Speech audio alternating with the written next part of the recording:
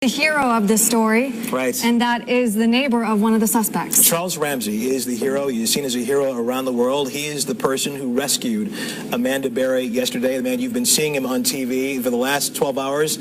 Charles, gotten any sleep in the last, I don't know, a couple hours, you told us? Man, yeah, about two. About two, just because you want to go to sleep because in your heart you know you've done a good deed, but since those kids were next door to me, it's hard to sleep.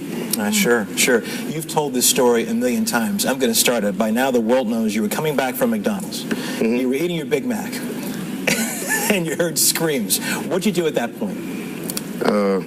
This girl, her scream was so loud, children stopped playing. That's what made me look outside. That's how loud her scream was. So you figured a tree fell on her or something. And I went outside and I looked, and she was just kicking the door, and I look and I know there's no woman that's supposed to my knowledge, that lives next door. And like I said on the interview last night, I said, well, that ain't right. That's a white girl. There's no white family that lives here. Mm-hmm. So maybe it was his girlfriend. So I did what I had to do. She said, help me out. I want to get out of here. So that's why I said I thought it was a domestic dispute. And keep in mind, I know Ariel. I didn't know Ariel had a girlfriend. That's why I couldn't understand how you got in the house in the first place. Wouldn't he bring you here? You know what I mean? So I opened the door, naturally, as you can see on the news, and it wouldn't, bro. He had a lock on there, and you couldn't open that. And the police had to, when they got there, they finally, got it ajar.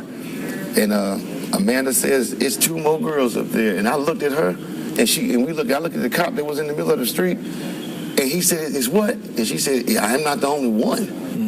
And they went up there in about, 15, 20 seconds. They were coming out with Gina and that other girl. Michele. And I said, oh my God. Charles, you've done so much, and we are all grateful for the fact that you were there then and that you were able to help them. As you go through this, a lot of people were wondering how the community didn't know. Were the windows boarded up? Had you not heard anything in that house? All I would hear was salsa music. That's all he played, naturally. One day, I was playing my music, obviously too loud.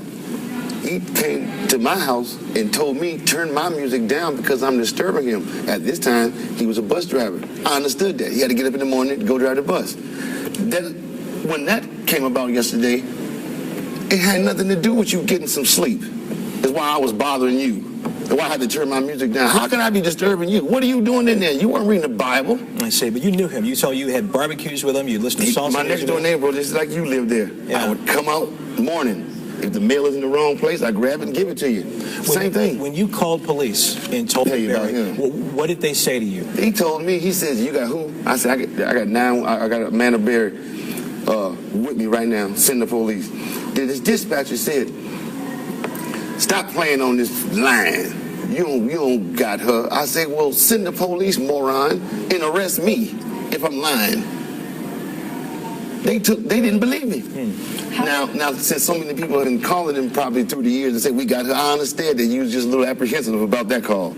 She called too. Now you got two people calling you 911 at the same time. Somebody can't be lying. How did Amanda look when you finally rescued her? She was trembling, happy that she saw someone else other than her captives. Yeah. But her main concern was that child. I didn't know what that baby was crying about. Did she come out with the child? Yes, and I was like, who's this kid? Yeah. And she said, well, this is his daughter. His daughter. And I'm like, well, how? If you were kidnapped, you weren't pregnant then, and then they do the math. Say, I'll be damned. Well, it's okay. That's all right. I want to point out the police have not yet confirmed that is, in fact, Ariel Castro's daughter, but you said, Charles, that's what you heard yesterday. That's what Amanda told me, That's bro. what Amanda told you. Okay. I asked her, I said, why is this child crying for her daddy? Who's her daddy? And she said, Ariel. Let me ask you this. You touched on this earlier. Has it sunk in just how much attention you're getting? As Aaron was pointing out earlier, you're trending on Twitter. The world is talking about what you did. Your name is all over the place. It's hashtag Chuck Ramsey everywhere. Do you have any idea of the attention that you're getting around the world right now? I don't even want it, nor looking for it, bro. That's why when they keep saying I'm a hero, let me tell you something. I'm American, and I'm a human being. I'm just like you. I work for a living. There was a woman in distress. So why turn your back on that? My father would have whooped the hell out of me if he had found out that I was cowered out. See, you tough in these bars, but you won't. You beat a woman, but you won't help one out. You're a man, huh? No, I'm the definition of a man, bro.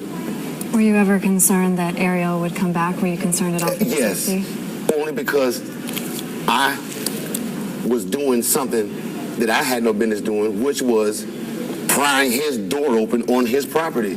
So he had every right to, getting some type of altercation with me because I'm on private property. Even though I'm doing a good deed, he's still on my property. You understand what I'm saying? So I was thinking about him, but at the time, and I got, I wish you'd bring my squad with me. I got an entourage. He's got an entourage. So we weren't worried about it anyway. That's why I told the police, if we had known about this, you would have never got that call. It'd just been some corners coming, putting a white sheet over somebody, and we'd have went on with our life. Because we'd have handled that, bro. Another question that we've been wondering is whether the family or police ever went door to door in that neighborhood asking questions about, whether you had seen Amanda or Gina or any of the other missing girls. Honey, I've been living on this street for a year. I'm from the east side, Richmond Heights. So I've been watching this coverage with it ever since it came out. You know what I mean? Yeah. So as I'm hearing, as I'm in the neighborhood, that they did their supposedly thorough duty, and then it just stopped. But then I'm hearing you got social workers that actually went to this house, knocked on the door, but they couldn't get in, so they just stopped going. As you said, you have an entourage, and your manager over there is saying you have to leave. But let me ask you one last question before you go. You talked about you're not a hero. You were doing what you had to do. No, bro. And knowing what you did, knowing the attention that you're getting, knowing how grateful people are that because of you, these ladies are now free. How do you feel today? Oh, I'm all right. I want to get my hands on him, and then I'll be all right. Put me in the Fed over there with him, and I'll be all right. Other than that, it is what it is, bro. God's smiling on somebody. You know what I mean? Yeah. All right. Hey, Chuck. Thanks, man. Oh yeah. Really appreciate it. Oh yeah. Really appreciate it. Yeah, thanks Good for luck to you. making time. You too, bro.